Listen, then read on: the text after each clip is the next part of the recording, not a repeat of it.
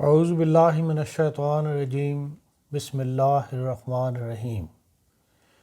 ناظرین کرام، السلام علیکم۔ حسب معمول وائس آف جرمنی کی اردو سروس میں پروگرام حالات حاضرہ کے ساتھ آپ کی خدمت میں حاضر ہیں۔ ناظرین، گزشتہ چند دنوں کے اگر پاکستان میں ذرائع ابلاغ میں جو کچھ شائع ہو رہا ہے، جو کچھ چھپ رہا ہے یا جو کچھ ٹی وی پر دکھایا جا رہا ہے، اس کا اگر جائزہ لیا جائے تو نظر یہ آتا ہے کہ پاکستان کے اندر ایک دفعہ پھر فرقہ واریت کے بادل جو ہیں وہ چھا رہے ہیں۔ آج کے پروگرام میں اسی پر گفتگو کریں گے اور ان وجوہات کو تلاش کریں گے جن کی وجہ سے یہ ماحول پاکستان میں بن رہا ہے۔ چند سال پہلے مشرق وسطیٰ کی جو سیاست ہے اس نے جو کروٹ لی تھی، جس کے نتیجے میں یمن میں جو ہے وہ خانہ جنگی کی آگ بھڑک اٹھی تھی۔ اس موقع پر سعودی عرب نے چاہا تھا کہ پاکستان جو ہے وہ اس کی حمایت کرے اور اپنی افواج کو جو ہے وہ یمن میں اتارے، لیکن پاکستان اس وقت خود دہشت گردی کا مقابلہ کر رہا تھا، تو اس وقت انکار کر دیا گیا اور اس انکار کی جو ہے قیمت یہ ادا کرنا پڑی کہ بھئی اس کی تپش جو ہے وہ نواز شریف صاحب کے کہشان اقتدار تک بھی پہنچی۔ جب تحریک انصاف کی حکومت آئی تو پھر دونوں حکومتوں نے ایک دفعہ پھر تعلقات کو پہلے ہی طرح بحال کرنے کی کوشش کی، نئی امیدیں ایک دوسرے سے وابستہ کیں۔ عمران خان صاحب بھی 2 دفعہ اوپر تلے سعودی عرب گئے، گرمجوشی سے استقبال ہوا، اور وہاں بھی کہ جو اصل صاحب اقتدار شخصیت ہیں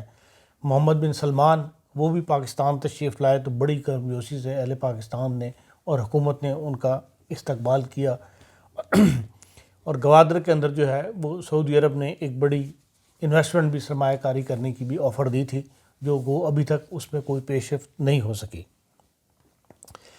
لیکن خطہ میں جو نئے گروپ بن رہے ہیں، عالمی سیاست میں جو کروٹ آ رہی ہے، جس میں کہا جا رہا ہے کہ بھئی ایران، پاکستان، چین اور ترکی جو ہے یہ مل کر ایک گروپ تشکیل دے رہے ہیں یا ایک گروپ کا حصہ بن رہے ہیں، تو یہ اور اس خطے میں ترکی جو ہے وہ ایک اہم رول ادا کرنا چاہتا ہے، بلکہ یہ سمجھ لیں کہ مسلمانوں میں وہ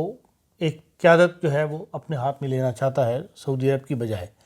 اور اس گروہ بندی کی وجہ سے جو گروہ بندی بنی ہے اس میں عمران خان نے جو ترکی کے گلے میں باہیں ڈال دی تھیں وہ لگتا ہے کہ سعودی عرب کو اچھی نہیں لگیں، کیونکہ اس کے بعد سے ہم دیکھ رہے ہیں کہ مسلسل پاکستان اور سعودی عرب کے درمیان میں پہلے والی گرمجوشی وہ نہیں ہے۔ سعودی اس وجہ سے ناراض ہیں، لیکن جب حکومتوں پر بس نہ چلے تو پھر یہ دوست ہیں وہ اپنے محبان کو متحرک کیا کرتے ہیں۔ اس طرح یہ لڑائی جو ہے وہ ریاستی سطح سے سماجی سطح تک پھیل جاتی ہے، اور یہی ہم دیکھ رہے ہیں کہ یہ پاکستان میں ایسا ہوتا نظر آ رہا ہے۔ گزشتہ دنوں جب جنرل جاوید باجوہ صاحب وہاں تشریف لے گئے تھے سعودی عرب حالات کو ٹھیک کرنے کے لیے، تو انہی دنوں میں مولانا طاہر اشرفی صاحب بھی جو ہیں وہ وہاں سعودی عرب میں موجود تھے، اور جو کچھ ہم نے دیکھا کہ بھئی اپنے باجوہ صاحب کو وہ پروٹوکول نہیں مل سکا، یا وہ جس طرح کی ملاقاتیں چاہتے تھے وہ نہیں ہو سکیں، لیکن مولانا طاہر اشرفی صاحب جو ہے وہ سعودیہ سے خوش واپس لوٹے، اور ان کی اثرات جو ہیں وہ سماجی سطح پر صاف نظر آ رہے ہیں، اور اس کے بعد سے ہم یہ مسلسل دیکھ رہے ہیں کہ پاکستان کی فضا میں جو ہے وہ فرقہ واریت کے بادل جو ہے وہ منڈلا رہے ہیں۔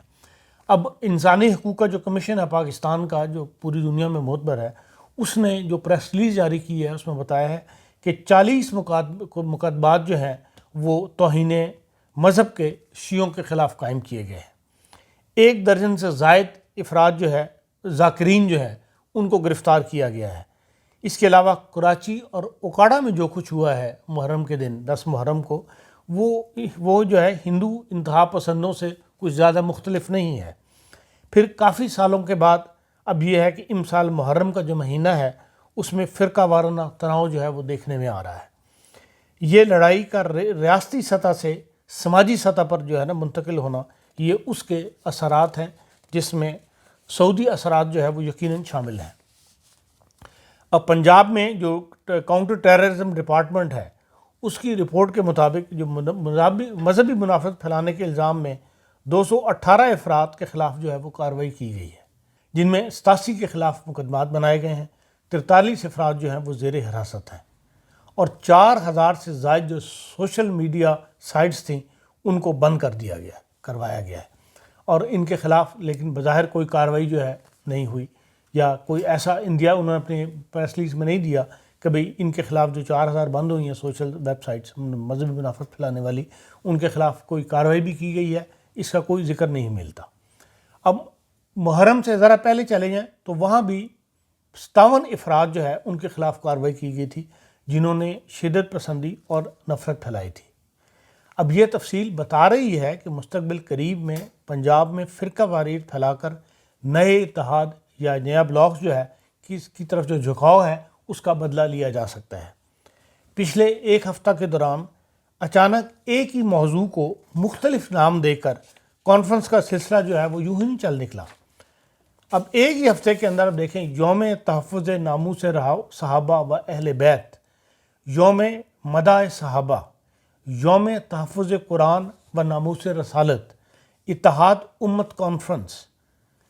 یہ ساری ایک ہفتے کے دوران پاکستان کے مختلف شہروں، پنجاب کے مختلف شہروں میں جو ہے وہ کی گئی ہیں،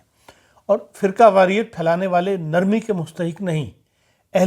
جو علماء اہل سنت جو ہے ان کا یہ ایک مشترکہ بیان ہے۔ پھر کراچی میں بیٹھے مفتی تقی عثمانی صاحب، مفتی منیب الرحمان ہیں، مولانا حنیف طیب ہیں، مولانا حلیف جلندری ہیں، ان سب کے بیانات جو ہیں وہ آ رہے ہیں، یہ بھی خاموش نہیں رہ سکے، حالانکہ مسئلہ جو تھا پنجاب میں اٹھا ہوا تھا،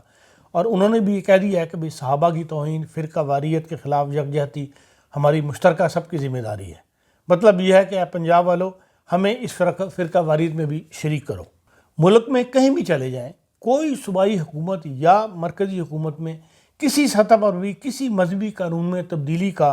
کوئی انڈیا آج کل میں نہیں دیا، پچھلے 1-2 مہینے میں نہیں دیا، لیکن مولانا فضل الرحمان نے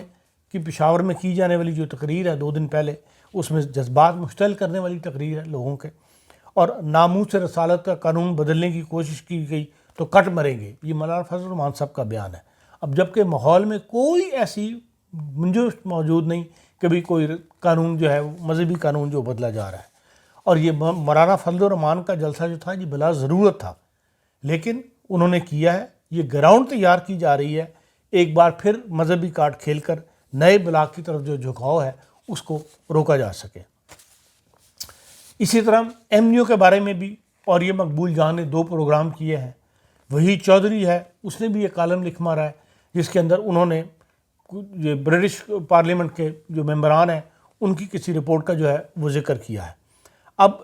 جو کچھ انہوں نے بیان کیا ہے، اور یا مقبول جان نے یا ارشد وحید صاحب نے جو کالم میں لکھا ہے، اب سوائے اس کے کہ جھوٹ بول کر لوگوں کو اشتعال دلانے کی کوشش کی گئی ہے۔ اب ساری دنیا جانتی ہے کہ امریکی کانگریس اور برٹش پارلیمنٹ، ان کی ایک خاص اہمیت تسلیم کی جاتی پوری دنیا کے اندر۔ ان کے جو ممبران پارلیمنٹ ہیں وہ کوئی معمولی حیثیت کے لوگ نہیں ہوتے، ایسے ممبر نہیں ہو سکتے کہ وہ آنکھیں بند کر کے سائن کر دیں، جیسے کہ انہوں نے اپنی رپورٹ میں کہا ہے کہ لکھی ایم ڈی او نے ہے اور جو کانگریس مینز ہیں ان سے صرف سائن کروائے گئے ہیں۔ اب یہ بتائیں کہ برٹش پارلیمنٹ کے ساتھ یہ توقع کی جا سکتی ہے وہ کسی کی رپورٹ کے اوپر جو ہے وہ سائن کر دیں گے؟ ہر پارلیمنٹ کے اندر کمیٹیاں بھی ہوتی ہیں، پارلیمانی گروپس بھی ہوتے ہیں جو رپورٹس بناتے ہیں، اور وہ رپورٹس جس سے متعلق ہوں ان کو بھجوائی جاتی ہیں۔ ان رپورٹس کی جو حیثیت ہے وہ صرف جو ہے نا توجہ دلا نوٹس والی ہوتی ہے۔ اب فائنینشیل ٹاسک فورس جو ہے اس میں برطانیہ کا صرف 1 ووٹ ہے، لیکن جس طرح پروگرام پیش کیا گیا، پروگرام کا میزبان بھی اور پروگرام میں اور یہ مقبول جان صاحب بھی، دونوں کا رویہ یہ بتاتا ہے کہ بھئی یہ پروگرام جو ہے خاص طور پہ تیار کیا گیا ہے، اور ایسا لگتا تھا کہ بھی 40 کے 40 ممبر جو ہیں برٹش پارلیمنٹ کے وہ فائنینشیل ٹاسک فورس میں پاکستان کو گرے لسٹ میں رکھنے کے لیے جو ہے وہ ووٹ دے دیں گے، حالانکہ برطانیہ کا صرف 1 ووٹ ہے۔ اور انٹرنیشنل لیول پر جتنے بھی پیچھے ہوئے ہیں، جہاں بھی ووٹنگ کا مسئلہ آیا ہے انٹرنیشنل لیول کے اوپر پاکستان سے متعلق، وہاں سوائے چین اور ترکی کے کسی نے بھی پاکستان کے حق میں ووٹ نہیں دیا۔ اس لیے اکتوبر میں جو بھی فیصلہ ہوا اس کے جو اس میں برطانیہ کا محض صرف ایک ووٹ ہوگا، اور اس کی اگر خدا نہ خواستہ وہ فیصلہ ہو گیا تو اس کی ذمہ دار جو ہے وہ برطانیہ نہیں ہوگا، بلکہ ہماری سینٹ کے ممبران ہوں گے، جنہوں نے قومی اسمبلی سے منظور ہونے کے بعد وہ بل جو ہے وہ سینٹ میں پاس نہیں ہونے دیا، اور دھڑلے سے نہیں ہونے دیا، باقاعدہ کہہ دیا تھا کہ ہم یہ، اور علماء نے بھی کہہ دیا تھا کہ سینٹ میں بل پاس نہیں ہوگا، اور ان کا ساتھ دیا نون لیگ نے اور پیپلز پارٹی دونوں نے، اور انہوں نے جو ہے سینٹ میں ووٹ نہیں دیا، اور وہ پاس نہیں ہو سکا، اور جس کا نوٹس جو ہے وزیر اعظم نے لیا تھا، اور وزیر اعظم کا بیان جو ہے وہ ریکارڈ پہ ہے، وہ لاہور میں آ کے جو انہوں نے پریس کانفرنس کی ہے یہ بیان دیا تھا، اس میں صاف کہا تھا کہ اگر ہمارے پہ پابندی لگی تو اس کے ذمہ دار جو ہے وہ سینٹ کے ارکان ہوں گے جنہوں نے یہ بل پاس نہیں ہونے دیا۔ لیکن جو پروگرام پیش کیا گیا اس میں یہی کہا گیا کہ یہ سارا ملبہ جو ہے وہ جماعت احمدیہ پر ڈالا جا رہا تھا کہ اگر ہم وہ ہو گئے، پاکستان جو ہے گرے لسٹ سے نہ نکل سکا، یہ بلیک لسٹ ہو گیا، تو وہ احمدیہ، اب یہ سب جو ہے یہ مذہبی کارڈ کی ابتدا ہے، مذہبی کارڈ لگتا ہے کہ ماحول میں کھیلا جائے گا، جس کی ابتدا سمجھ لیں کہ تحفظ بنیاد اسلام بل جو پنجاب اسمبلی میں پیش ہوا تھا وہیں سے شروع ہوئی ہے۔ مسلم تاریخ میں فرقہ واریت کا پہلا ظہور اس وقت ہوا جب ایک سیاسی واقعہ کو مذہبی تعبیر کی گئی، ایک واقعہ کی جو ہے مذہبی تعبیر کی گئی، اور پاکستان میں بھی سیاست کو مسلمان بنانے کے لیے کچھ قوانین منظور کیے گئے۔ سیاستدان تو عملی طور پر ویسے ہی رہے جس کا نتیجہ ہمارے سامنے ہے، معاشرے میں کوئی مثبت تبدیلی نہیں، لیکن اسلام کا شور ہر طرف سنائی دے گا، اور یہ شور مذہب سے سیاسی فوائد حاصل کرنے کے لیے کیا جا رہا ہے۔ مسلم اکثریت کا سب سے بڑا غیر متنازع اور بڑا سیاسی لیڈر، جس کو شیخ الاسلام سے لے کر ایک عام مسلمان تک اپنا رہنما مانتے ہیں، وہ قائد اعظم شیعہ تھے۔ اسماعیلی شیعہ آغا خان نے تحریک خلافت کے دنوں میں برصغیر مسلمانوں کی نمائندگی کرتے ہوئے ترک حکمرانوں سے خلافت برقرار رکھنے کی درخواست کی تھی۔ اب یہ دونوں شیعوں کے بڑے لیڈر ہیں جن کو سارے سنی مسلمان جو ہے ان کی رسپیکٹ کرتے ہیں، ان کو مانتے ہیں۔ اب اسی سرزمین پر شیعہ سنی ایک دوسرے کو برداشت کرنے کو تیار نہیں۔ اگر عالمی نئی گروپ بندی میں پاکستان کا جھکاؤ ترکی، چین اور ایران کی طرف ہوا تو ملک کے اندر فرقہ وارانہ خلیج جو ہے مزید بڑھائی جائے گی، جس کے لیے پنجاب کے علماء جو ہے وہ استعمال ہوں گے۔ ریاست نے اگر اس خوفناک صورتحال سے روایتی غفلت برتی تو ایک مرتبہ پھر ملک امن و امان کی افسوسناک صورتحال سے دوچار ہو سکتا ہے۔ پاکستان کے تمام شہریوں کو ایک دوسرے کے عقیدے کا احترام کرنا چاہیے۔ بطور شہری ہمیں مذہبی رواداری کی شاندار مثالیں قائم کرنی چاہیے۔ ایسی سیاسی جماعتوں، تنظیموں، گروہوں، افراد، صحافیوں اور اینکر سے ہوشیار رہنا ہوگا جو فرقہ واریت اور مذہبی جنون پھیلانے کے لیے جھوٹ کا سہارا لیتے ہیں۔ ملک میں مذہبی رواداری قائم کرنے کا اصل ذریعہ تو یہی ہے کہ ریاست کو مذہب سے علیحدہ کیا جائے، جیسا کہ سوڈان نے 30 سالہ اسلامی دور کے بعد ملک کو سیکولر قرار دینے کا اعلان کر دیا ہے۔ سوڈان کی حکومت نے ایک ہفتہ تک تمام گروپ سے مذاکرات کیے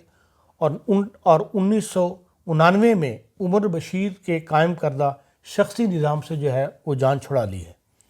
1993 میں امریکہ نے سوڈان کو دہشت گرد ملک قرار دیا تھا۔ اسامہ بن لادن افغانستان جانے سے قبل سوڈان میں قیام پذیر رہا تھا، اور 2017 میں امریکہ نے سوڈان پر جو ہے پابندیاں عائد کر دی تھیں۔ اور پاکستان کے اندر جو حالات پیدا ہو رہے ہیں اس میں پاکستان کو بھی دوسروں کی نگاہوں سے محفوظ بنانا جو ہے وہ ریاست کی ذمہ داری ہے۔ ناظرین، یہ تھا ہمارا آج کا پروگرام جس میں ہم نے پاکستان میں جو فرقہ واریت پچھلے 2 ہفتے کے درمیان جو واقعات ہم نے دیکھے ان کو ذہن میں رکھ کر جو نتیجہ نکالا وہ ہم نے اپنے ناظرین کے ساتھ شیئر کیا ہے۔ اس کے ساتھ ہی اجازت دیجیے، کل پھر ملاقات ہوگی، اپنا خیال رکھیے، السلام علیکم۔